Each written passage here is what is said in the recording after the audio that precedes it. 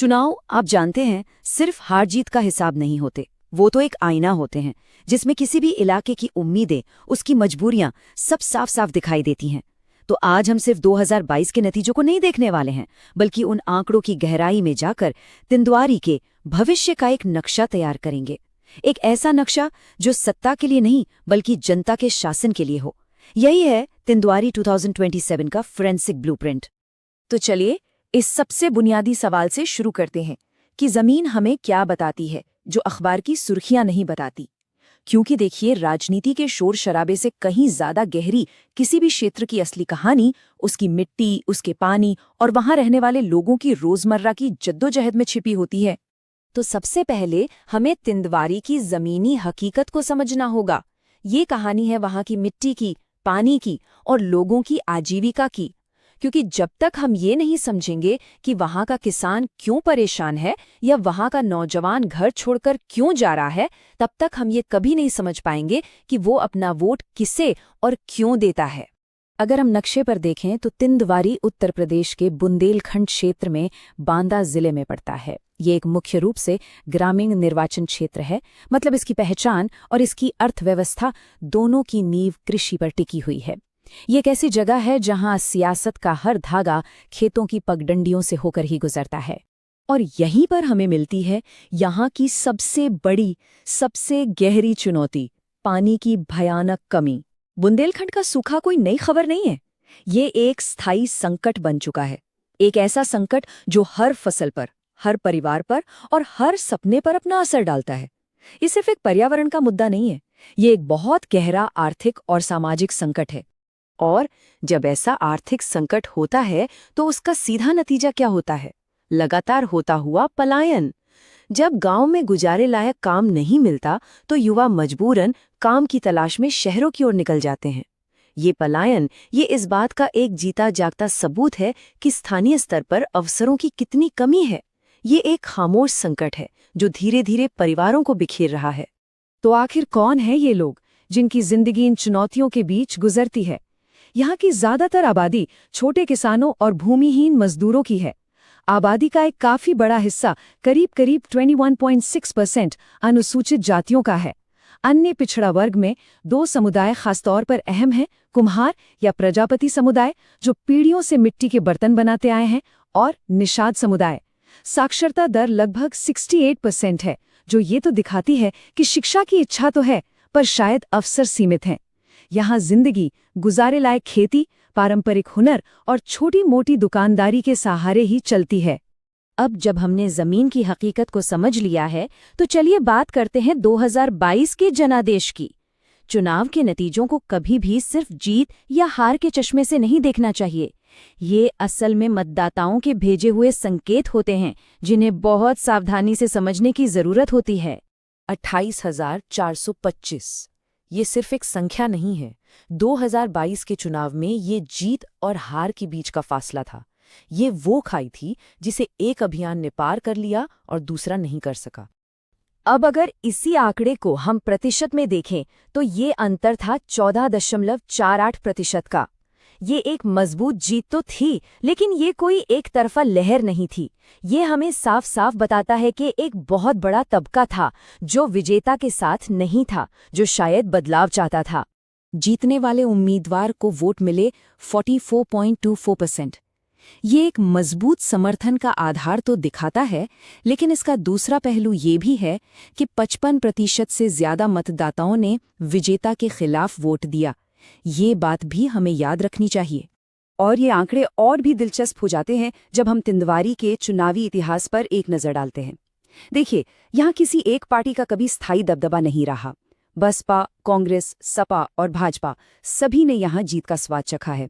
इसका मतलब है कि राजनीतिक वफादारी यहाँ हमेशा बदलती रही है, जो इस सीट को हमेशा अप्रत्याशित बनाए रखती है।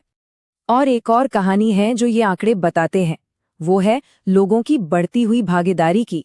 1993 में जहां लगभग 51% लोग ही वोट डालने निकलते थे, वहीं 2022 आते आते ये संख्या बढ़कर लगभग 62% हो गई। ये साफ दिखाता है कि पिछले 3 दशकों में लोगों की राजनीतिक चेतना और अपने हक के लिए भागीदारी दोनों बढ़ी हैं। यहाँ का वोटर अब खामोश नहीं रहता। तो चलिए अब इन नतीजों का जरा गहराई से विश्लेषण करते हैं। हमारा ध्यान किसी उम्मीदवार की व्यक्तिगत हार जीत पर नहीं होगा, बल्कि उन व्यवस्थाओं और रणनीतियों पर होगा जिन्होंने इस पूरे नतीजे को आकार दिया। सिस्टम को समझना जरूरी है, पर्सनालिटीज को नहीं। 2022 के दो मुख्य अभियानों की तुलना करते हैं। एक तरफ थी भाजपा, जिसके पास जमीनी स्तर पर एक बहुत मजबूत संगठन था। उन्होंने बड़ी चतुराई से गैर दलित ओबीसी वोट्स को अपने साथ जोड़ा और अपनी पूरी बातचीत विकास की योजनाओं जैसे सड़क, बिजली, आवास पर केंद्रित रखी। वहीं दूसरी ओर समाजवादी पार्टी का जमीनी संगठन काफी कमजोर नजर आया। उनका प्रजापति दलित वोट बैंक बटा हुआ था और वो पानी और पलायन जैसे स्थानीय संकटों को एक मजबूत चुनावी मुद्दे में नहीं बदल पाए। नतीजा, भाजपा ने अपना लगभग 44% वोट शेयर बनाए रखा, जबकि सपा का वोट बसपा के साथ बुरी तरह बट गया और वो मुकाबले में काफी पीछे रह गए। तो सवाल ये उठा है कि विपक्ष की रणनीति आखिर चूकी कहाँ? कई बड़ी वजहें थीं। पहली, विश्वास का संकट। उनके उम्मीदवार चुनाव से ठीक पहले भाजपा छोड़कर आए थे, जिससे मतदाताओं के मन में एक संशय था। दूसरी, मुद्दों को ठीक से उठाने में विफलता। अभियान प्रवासी मजदूरों के गुस्से और खेती के संकट को एक निर्णायक आवाज नहीं दे पाया। और शायद सबसे बड़ी चूक थी वोटों का बिखराव। भाजपा विरोधी वोट सपा और बसपा के बीच बुरी तरह से बट गया। कुल मिलाकर एक मजबूत जातिगत गठबंधन की कमी और जमीनी स्तर पर अभियान को सही से न उतार पाना हार के मुख्य कारण बने। और यहीं पर हमें एक बहुत जरूरी संवैधानिक मूल्य को याद करना चाहिए, जिसे कहते हैं सूचित सार्वजनिक संवाद। इसका मतलब ये है कि राजनीतिक बहस सिर्फ खोखले नारों पर नहीं, बल्कि तथ्यों पर आधारित होनी चाहिए और लोगों की असली चिंताओं को उनकी गरिमा का सम्मान करते हुए संबोधित करनी चाहिए।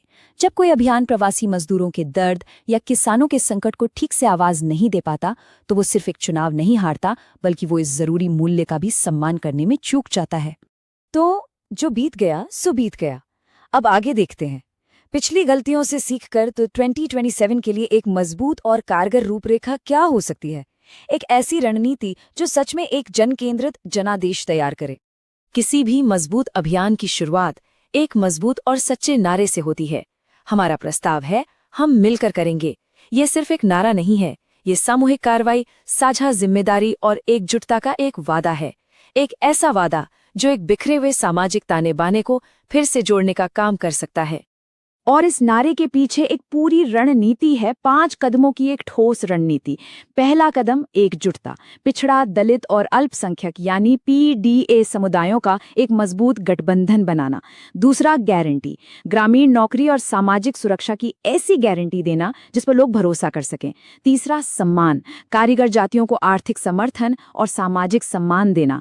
चौथा, प्रतिबद्धता। जातिगत जनगणना के माध्यम से सामाजिक न्याय के लिए अपनी प्रतिबद्धता को साबित करना। और पांचवां और सबसे जरूरी, निर्माण। बूथ के स्तर तक एक मजबूत और हमेशा सक्रिय रहने वाले जमीनी नेटवर्क का निर्माण करना। इस रणनीति के दिल में हैं वो गारंटियां जो सीधे सीधे तिंदवारी की जमीनी हकीकत से जुड़ी हुई है, यानी रोजगार और आजीविका। जैसे कि मनरेगा के काम को 150 दिन तक बढ़ाना और मजदूरी में भी वृद्धि करना। गांव के हर युवा के लिए रोजगार या फिर ट्रेनिंग की गारंटी देना। बंद पड़ी वृद्धावस्था पेंशन को फिर से ईमानदारी से शुरू करना और किसानों को सीधी आय सहायता और कर्ज से राहत देने का ठोस वादा करना। ये वो वादे हैं जो लोगों की जिंदगी को सीधे तौर पे छूते हैं। लेकिन बात सिर्फ पेट भरने की नहीं है, बात सम्मान की भी है। इसीलिए सम्मान और सामाजिक न्याय की गारंटियां भी उतनी ही जरूरी हैं।